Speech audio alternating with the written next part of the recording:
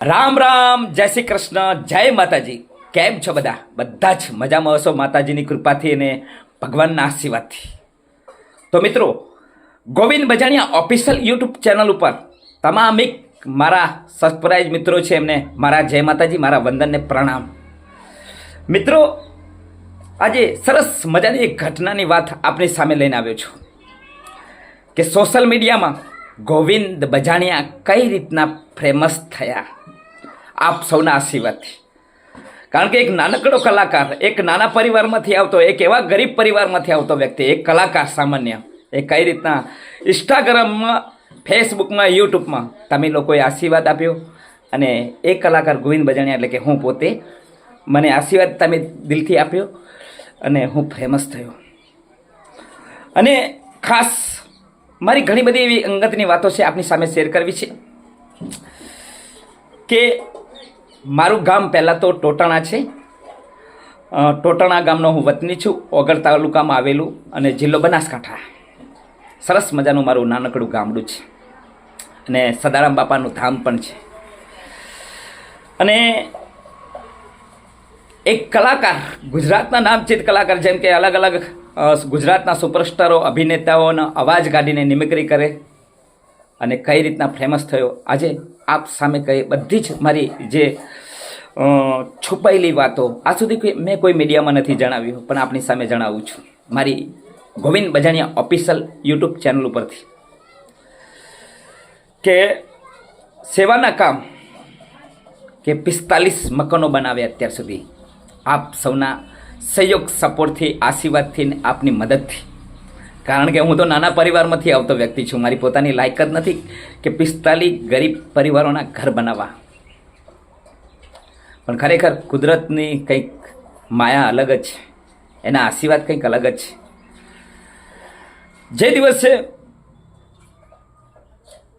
આ સેવા કરવાનો જે મારામાં એક ભાવ જાગ્યો, એ વાત આપની સામે શેર કરું છું.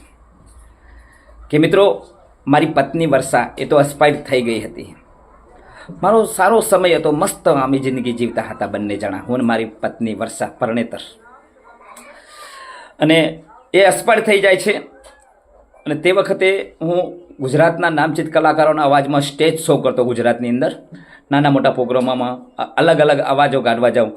જેમ કે ફિરોઝી રાનીનો અવાજ કાઢવા માટે સ્ટેજ શો કરતો અને પોતાનું ગુજરાન ચલાવતો.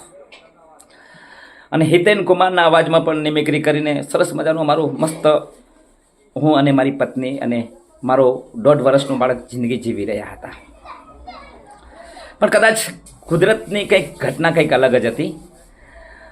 જ્યાંથી મારી પત્ની એક્સપાયર થઈ ગયા ત્યાર પછી સમજજો, સાંભળજો, વિચારજો, બહુ બેસ્ટ મારી કહાની છે. એક મનોરંજન માટેનો વિડીયો નથી, પણ મારા અંદરની વેદના આપની સામે શેર કરું છું કે કઈ રીતના સફળતા મળી, કઈ રીતના મહેનત મારી ફળી અને આપ સૌના આશીર્વાદ મને મળ્યા. ત્યારે 3 વર્ષનો સમય એ મેં મારા પોતાના દીકરાને લઈને માગીને ખાવાનો કોઈ આધાર નહીં. હાવ ગરીબી એકદમ. હાલે હું ગરીબ જ છું, કરોડપતિનો દીકરો નથી, પણ જે સહી સત્ય જ કહું છું. અને ત્યારે એ સમય દરમિયાન એ 2 વર્ષ, 1.5 વર્ષના બાળકને, મારા દીકરાને લઈને ગામમાં આમ તેમ ફરી ખાવ માગીને, પોતાનું પહેરવાનું કપડું પણ સગું નહીં, બહુ ખરાબ, બહુ હાલત ખરાબ. અને ત્યારે મારા વર્ષા, મારા વાઈફ, મારા ધર્મપત્ની પરણેતર, એમનું મેં મંદિર બનાવી દીધું હતું પહેલેથી. જ્યારે એમના અવસાન થયું અને એમને સમાધિ આપી, એ દિવસથી 2 ઈંટો મૂકીને મંદિર બનાવ્યું. એમની દીવા પૂજા, અગરબત્તી કરતો. અને ત્યાર પછી જેમ બને મોટી દેરી બની. અને ત્યાર પછી મારા બીજા મેરેજ થયા. ઘણા બધા મને લોકો કહેતા કે તારો પ્રેમ સાચો હતો તો બીજે મેરેજ કરવાનું કારણ. તો એનું કારણ એ હતું કે ઘણા બધા લોકો મેણા બોલતા, આમ ને તેમ. મારે વધુ તો નથી કહેવું આપની સામે, એ અંગતની પ્રશ્ન છે. અને ત્યારે એ વર્ષાના આશીર્વાદથી મારા નવા મેરેજ થાય છે, સરસ મજાના. મારી નવી પત્ની પણ ખૂબ સારા વર્ષાની જેમ છે. અત્યારે પણ હાલ મારા દીકરાને સાચવી રહ્યા છે. અને આર્થિક પરિસ્થિતિ એ વખતે ખૂબ નબળી પણ. નવા મેરેજ થયા 3 વર્ષ પછી વર્ષાનું અવસાન થયા, મારા પરણેતર પત્ની વર્ષાનું અવસાન થાય એ પછી 3 વર્ષ પછી મારું નવા મેરેજ થાય છે.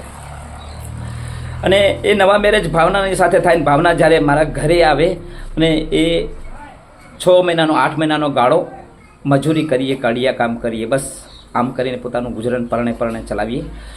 અને ખરેખર એક અજુગતી ઘટના કે કુદરતે એવી એક લીલા કરી, એક એવી માયા કુદરતની છે કે 3 દીકરીઓ, મા બાપ વિનાની નિરાધાર દીકરીઓ.